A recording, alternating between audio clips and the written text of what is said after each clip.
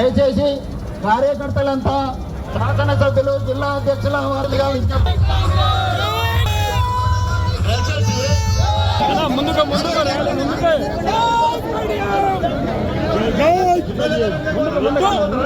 ఇంకా ఉండండి, మీరు ఎన్నుకుంటే మంచిది.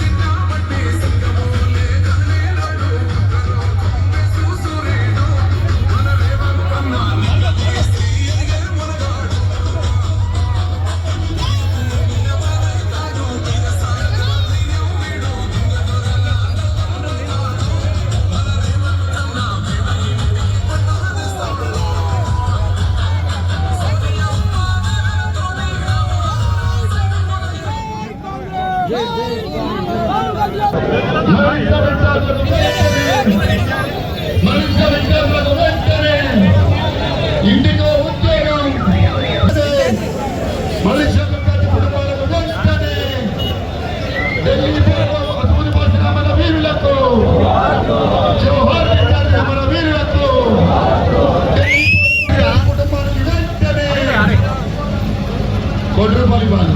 మలేషియా కుటుంబానికి వెంటనే మలేషియా కుటుంబానికి వెంటనే మలేషియా కుటుంబాలకు వెంటనే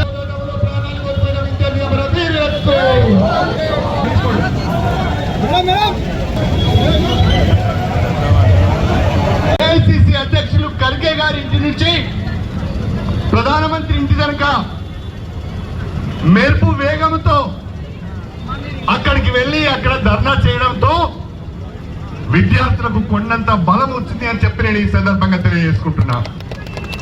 ఒకవైపు రాహుల్ గాంధీ గారు ప్రధానమంత్రి గారి ఇంటి వద్ద ధర్నా చేసిన సందర్భంగా కానీ, లోక్సభలో గలమెత్తిన సందర్భంగా కానీ, గాంధీ స్టాచ్యూ దగ్గర శాంతియుతంగా ఆందోళన చేసిన సందర్భంగా కానీ, ఒకవైపు రాహుల్ గాంధీ మరొక వైపు విద్యార్థులు చేస్తున్న ఆందోళనను చూసి వణికిపోయిన నరేంద్ర మోడీ గారు, భయపడిపోయిన నరేంద్ర మోడీ గారు ధర్మేంద్ర ప్రధాన్ తోని రాజీనామా చేయించడం జరిగిందని చెప్పి ఈ సందర్భంగా తెలియజేసుకుంటున్నారు.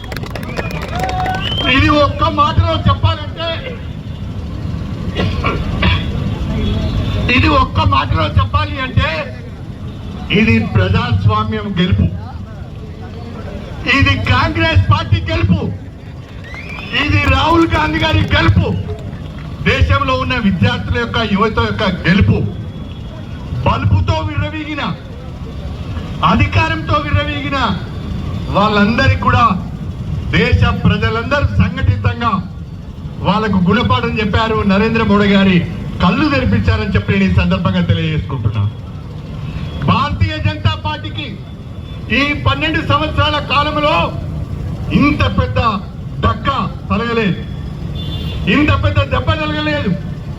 ఏ సోషల్ మీడియా చూసినా, ఏ ఒక్క వాట్సాప్ చూసినా, ఏ సోషల్ మీడియా చూసినా విపరీతమైన పద్ధతులలో భాజపాను నరేంద్ర మోడీ గారిని తిడుతూ పోస్టింగ్లు పెట్టారు. అది ఆ పోస్టింగ్ పెట్టిన గంట లోపట్నే మిలియన్స్ ఆఫ్ వ్యూస్ కి వెళ్ళిపోతున్నది. అంటే దేశంలో ప్రజలందరూ ఏ రకంగా జంతర్ మంతర్ దగ్గర జరిగిన ఆందోళన పట్ల ఆసక్తిగా చూశారో, ఆందోళన చెందారో, దానికి నిదర్శనమే సోషల్ మీడియాలో అంత పెద్ద ఎత్తున వ్యూస్ రావడానికి. భారతీయ జనతా పార్టీ దేశంలో కుల మతాలను రెచ్చగొట్టి దేవుళ్ళ పేరు చెప్పుకొని అభివృద్ధిని, సంక్షేమాన్ని మర్చిపోయి రాజకీయం చేస్తున్నారు. ప్రజాస్వామ్యంగా ఎన్నికైన ప్రభుత్వాలను కూడా కూలగొడుతున్నారు. అన్ని పార్టీలను కూడా చీల్చుతున్నారు. మాకు ఎదురే లేదు అన్న పరిస్థితుల్లో మామూలు ఎదురు దెబ్బ తగలే. రాత్రి 12 గంటలకు 1 గంటకు నరేంద్ర మోడీ గారు సోషల్ మీడియాలో ఒక పోస్ట్ పెడతాడు. ఏమని? ఫ్రెండ్స్ అని పెడతాడు. మై ఫ్రెండ్స్ అని పెడితే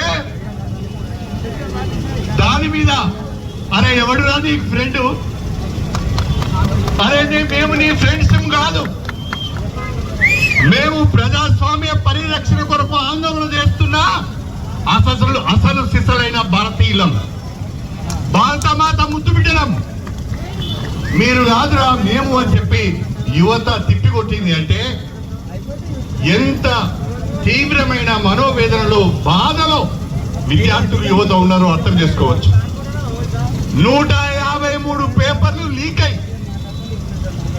దాదాపు లక్షలాది మంది విద్యార్థుల భవిష్యత్తు దెబ్బతింటే, ఇంకా మనం ఆలస్యం చేస్తే ఇంకా అనేక లక్షల మంది జీవితాలు ఆగమైపోతాయని విద్యార్థులు, యువత నాయకత్వం వహిస్తే వాళ్ళకు మార్గ నిర్దేశం కల్పించిన వ్యక్తి రాహుల్ గాంధీ గారని చెప్పి నేను ఈ సందర్భంగా తెలియజేసుకుంటున్నాను. ఏ ఒక్క రాజకీయ పార్టీ కూడా సాహసం చేసి విద్యార్థులకు అండగా రాని పరిస్థితుల్లో కాంగ్రెస్ పార్టీ రాహుల్ గాంధీ గారు ధైర్యం చేసి దెబ్బలు తిని మీరు చూసుంటారు. ఆయన ధర్నాలో ఆయన ఎట్లా వీడ్చుకపోయిందో మీరు చూసుంటారు. ఒక ప్రతిపక్ష నాయకుడనే గౌరవం లేకుండా ఢిల్లీ పోలీసులు ఆయన గొర్రె ఈడ్చుకొని పోతారు. ఎవరికి భయపడకుండా, ప్రభుత్వానికి భయపడకుండా, నా ప్రాణాలు పోయినా పర్వాలేదు, విద్యార్థులకు, దేశ యువతకు నేను అండగా ఉంటాను, ప్రజాస్వామ్యాన్ని కాపాడడమే నా బాధ్యత, అంబేద్కర్ గారు నాకు చెప్పింది అదే అని చెప్పి దేశ ప్రజల పక్షాన, దేశ యువత పక్షాన, దేశ విద్యార్థుల పక్షాన అలా నిలబడడం జరిగింది. ఇవాళ కేంద్ర ప్రభుత్వం దిగి వచ్చి ధర్మేంద్ర ప్రధాన్తో రాజీనామా చేయించడమే కాకుండా విద్యార్థుల పైన పెట్టిన కేసులన్నీ ఎత్తివేస్తామని చెప్పారు. కానీ మా డిమాండ్, ఏ విద్యార్థుల పైన అయితే క్రిమినల్ కేసులు పెట్టారో వాళ్ళందరూ భావి భారత పౌరులు. ఆ క్రిమినల్ కేసులన్నీ ఎత్తివేయకపోతే వాళ్ళకు ఉద్యోగాల్లో అవకాశాలు రావు, వాళ్ళు బయట దేశాలకు పోవడానికి వీసా దొరకదు. కాబట్టి కాంగ్రెస్ పార్టీ పరంగా డిమాండ్ చేస్తున్నాం, విద్యార్థుల పైన పెట్టిన క్రిమినల్ కేసులన్నీ కూడా బేషరతుగా ఎత్తివేయాలని చెప్పి నేను ఈ సందర్భంగా హెచ్చరిస్తున్నాను. ఎవరైతే చనిపోయిందో ఆ బిడ్డల కుటుంబాలను ఆదుకోవాలి, ఆ బిడ్డల కుటుంబాల్లో ఒకరికి అవకాశం, ఉద్యోగ అవకాశం ఇవ్వాలి. ఒక్కొక్క కుటుంబానికి ₹1 కోటి నష్టపరిహారం ఇవ్వాలని చెప్పి కూడా కాంగ్రెస్ పార్టీ డిమాండ్ చేస్తున్నది. ఇంత బ్రహ్మాండమైన ఉద్యమంలో రాహుల్ గాంధీ గారి నాయకత్వంలో మనమందరం కూడా భాగస్వాములు కావడం చాలా సంతోషంగా ఉంది. ప్రజాస్వామ్య పరిరక్షణ కొరకు విద్యార్థులు, యువత చేసిన ఉద్యమంలో మనమందరం కూడా భాగస్వాములు అయినందుకు నిజంగా కాంగ్రెస్ పార్టీ ఒక గొప్ప పని చేసింది. రాహుల్ గాంధీ గారు కూడా దేశ ప్రజలకు ఒక దిశానిర్దేశం చేయగలిగారని చెప్పి ఈ సందర్భంగా మీ అందరికీ కూడా సవినయంగా తెలియజేసుకుంటూ, ఈ అవకాశం కల్పించిన జనగామ జిల్లా కాంగ్రెస్ పార్టీ కుటుంబ సభ్యులందరికీ, అదేవిధంగా ఈ కార్యక్రమానికి వచ్చిన ప్రజలందరికీ కూడా మీడియా మిత్రులకు ప్రతి ఒక్కరికి పేరు పేరున నా నమస్కారాలు తెలియజేసుకుంటూ సెలవు తీసుకుంటున్నాను. జై కాంగ్రెస్. కూడా ఎవరికి పిలుపునివ్వకపోయినా కానీ మన నాయకుడి పైకి వస్తే ఎట్లుంటది అన్నది ఒక్కొక్క కార్యకర్త పిలవకపోయినా బయటకు ఎట్లొస్తాడు అన్నది స్పష్టంగా కనిపిస్తుంది. మరి ఇందాక అంకుల్ అన్ని కూడా చెప్పినారు, చాలా స్పష్టంగా చెప్పినారు. ఒక్కటేంటంటే నీట్ అనేది ఎందుకు ఈ రోడ్ల పైనకి వస్తుండ్రు, ఈ యువత ఎందుకు ఈ ఆందోళన చేస్తుండ్రు, ఈ ప్రొటెస్ట్ ఇదంతా వీళ్ళకి అవసరమా, వీళ్ళ పని వీళ్ళు చూసుకోకుండా అన్నట్టు అనుకున్న వాళ్ళు కూడా దానికి ఎందుకు ఇంత వాళ్ళందరూ కూడా రోడ్లపైకి వచ్చిండ్రు అన్నది అందరికి అర్థమైంది. నీట్ అనే ఎగ్జామే కాదు, ఎన్నో ఎగ్జామ్స్లలో కూడా పేపర్ లీక్ అవుతున్నాయి. అంటే ఎంత ఒక 1-2 ఇయర్స్ టైం కేటాయించి వాళ్ళు ఎంతో కష్టపడి, అంటే మెంటల్గా ఫిజికల్గా డ్రైన్ అవుట్ అయ్యి ఎంతో కష్టపడి చదువుకున్న పేపరు సబ్జెక్ట్స్ ఏదైతే ఉంటుందో అది పేపర్ లీక్ అయితే వాళ్ళు ఎంత కష్టపడి రాసి అన్ని కరెక్ట్గా రాసిన వాళ్ళకి ర్యాంక్ రాకపోతే వాళ్ళు ఎంత మనస్తాపానికి గురవుతారు. ఆ కష్టం వెనకాల కొంతమంది ఎంతో పేదవాళ్ళు ఉన్నా కానీ వాళ్ళు కూడా కష్టపడి పిల్లల్ని చదివించి వాళ్ళ ఆశలన్నీ పిల్లల పైన పెట్టుకుంటారు. అట్లాంటి వాళ్ళకి కాకుండా పేపర్ లీక్ అయి వాళ్ళు టాప్ ర్యాంకులు తెచ్చుకుంటుంటే దానివల్ల ఎంతో మంది ఆవేదన చెందడం జరుగుతుంది. ఇదన్నీ కూడా కొట్టి పాడేస్తారు అనమాట. ఇదంతా ఏముంది నడుస్తుంది కదా నడిపిద్దాం అన్నట్టు. అట్లా కాకుండా ఈ దేశ యువత ఏదైతే ముందుకొచ్చి ప్రొటెస్ట్ గెలిపినారో దానికి అందరూ అంటే రాష్ట్రాలతోటి పార్టీలతోటి సంబంధం లేకుండా ప్రతి ఒక్కరు కూడా వాళ్ళ ఇంట్లో పిల్లల్ని రక్కగొట్టో లేకపోతే వాళ్ళ ఇంట్లో పిల్లలకి ఇబ్బంది కలిగితే ఎట్లయితే బాధపడతారో అందరూ కూడా అదే విధంగా ఆలోచన చేసినారు. ఇన్ని రోజులు ఏదైతే బీజేపీ పార్టీ అందరినీ మభ్యపెట్టిందో ఇందాక అంకుల్ చెప్పిండ్రు, కులాలు మతాలు అని చెప్పి ప్రతి ఒక్కరిని చీల్చడమే ఆ పార్టీ పని. ఎవరు కలిసిన్నా అందులో వాళ్ళకి ఏం దొరకదు. విడగొస్ట్కి 1000 ఏనుగుల బలం కల్పించారు రాహుల్ గాంధీ గారు. వాళ్ళు ఈడ్చుకెళ్ళిన విధానాన్ని చూస్తే అంటే ఇది ఇప్పుడు డెమోక్రసీ ఉందా లేదా అన్న విధంగా అనిపించింది. ఒక సామాన్య వ్యక్తిని ఎట్లయితే ఈడ్చుకెళ్ళిండ్రో ఆ విధంగా ఈడ్చుకెళ్ళిండ్రు. అట్లనే ప్రియాంక గాంధీ గారిది ఈరోజే నేను కూడా ఇన్స్టాలో ఒకటి వీడియో చూసిన.